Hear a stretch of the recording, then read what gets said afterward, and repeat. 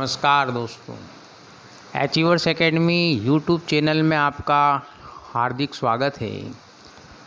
दोस्तों, अभ्यास के इस क्रम में आपके सामने बाल विकास के महत्वपूर्ण 15 प्रश्नों का एक प्रैक्टिस पेपर लाया हूं मैं आपके लिए। आपको इन प्रैक्टिस पेपर्स के अंदर के प्रत्येक विषय के आपके पास मैं प्रश्न पत्र दूंगा। आपको इन प्रश्नों के उत्तर देने हैं और अगली वीडियो में हम नए 15 प्रश्न लाएंगे और इनके उत्तर बताएंगे। पहला प्रश्न है दोस्तों, विद्रोह की भावना की प्रवृत्ति निम्न में से किस अवस्था से संबंधित है?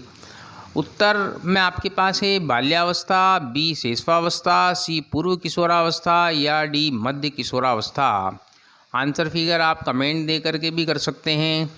दूसरा वाला प्रश्न है आपके पास, सीखने की वह अवधि जब सीखने की प्रक्रिया में कोई उन्नति नहीं होती तो कहलाती है? ऑप्शन फिगर ए सीखने का चक्र, बी सीखने का पठार, सी स्मृति या डी अवधान। नंबर तीसरा प्रश्न है आपके पास, बुद्धि लब्धि निकालने का सूत्र है M A into R M A represent for mental age, R A for real age, B R A upon M A, C M A upon R A into 100, D real age plus mental age. Number चौथा प्रश्न है बच्चों, एक बालक जो cycle चलाना जानता है, मोटर बाइक सीख रहा है, वह उदाहरण होगा क्षैतिज अधिगम अंतरण का, ऊर्ध्व अधिगम अंतरण का, द्विपार्श्विक अधिगम अंतरण का, या कोई भी अधिगम अंतरण इसमें नहीं है। पांचवा प्रश्न है, सीखने में प्रयास व भूल के सिद्धांत का प्रतिपादन किसने किया? Option figure A Kohler, B Pavlov, C Thorndike या डी गेस्टाल्ट। आपको आंसर देना है। छठा वाला प्रश्न, क्रिया प्रसूत अनुबंधन सिद्धांत का प्रतिपादन किया था हॉल ने, थॉर्नडाइक ने, हेगार्टी ने या स्किनर ने? सातवां प्रश्न तीसरे कॉलम का पहला, एक विद्यालय में शिक्षा की गुणवत्ता का अति महत्वपूर्ण सूचक है। एक विद्यालय में शिक्षा की गुणवत्ता का अति महत्वपूर्ण सूचक है।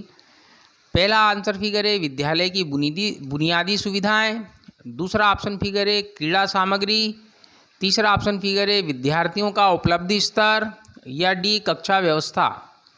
आठवां प्रश्न, कोहलर निम्न में से किससे संबंधित है?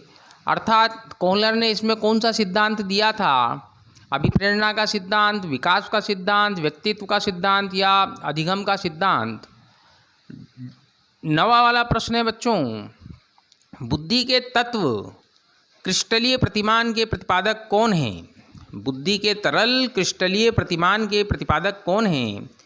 केटल, थॉर्नडाइक, बर्नन या स्किनर? देखिए बच्चों, 10वां प्रश्न है आपके पास, शिक्षण हेतु मानसिक उद्वेलन प्रतिमान का प्रयोग निम्न में से किसके सुधार हेतु किया जाता है?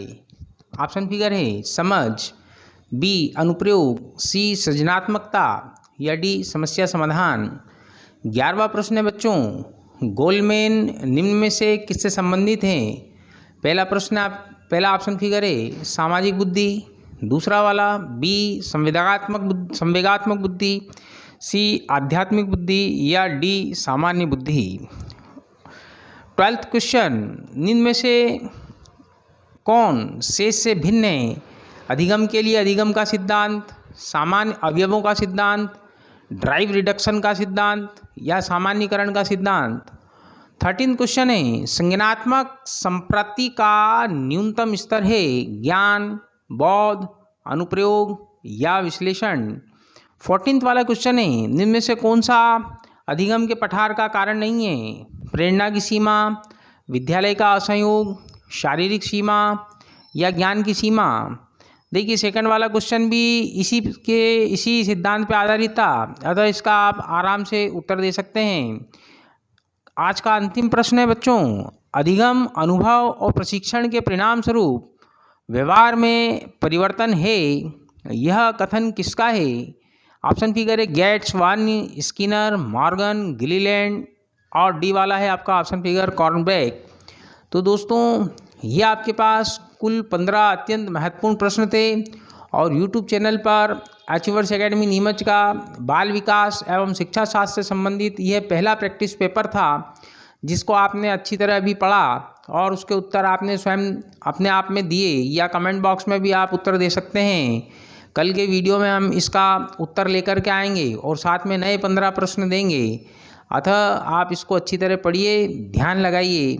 दोस्तों आपकी सफलता ही हमारा उद्देश्य है और इस क्रम में आपसे अपील की जाती है कि आप आपके अपने achievers academy Neemuch YouTube channel को सब्सक्राइब कीजिए, लाइक कीजिए एवं शेयर कीजिए और ज़रूरतमंद छात्रों को भी हमारे चैनल के विषय में बताइए, उनको शेयर कीजिए ताकि वह भी इसका लाभ उठा सकें। और आपके माध्यम से यदि उनको सफलता प्राप्त हो जाती है तो निश्चिततः वह आपको बहुत ही दुआएं देंगे और उनकी दुआओं का फल आपकी सफलता में परिवर्तित हो सकता है।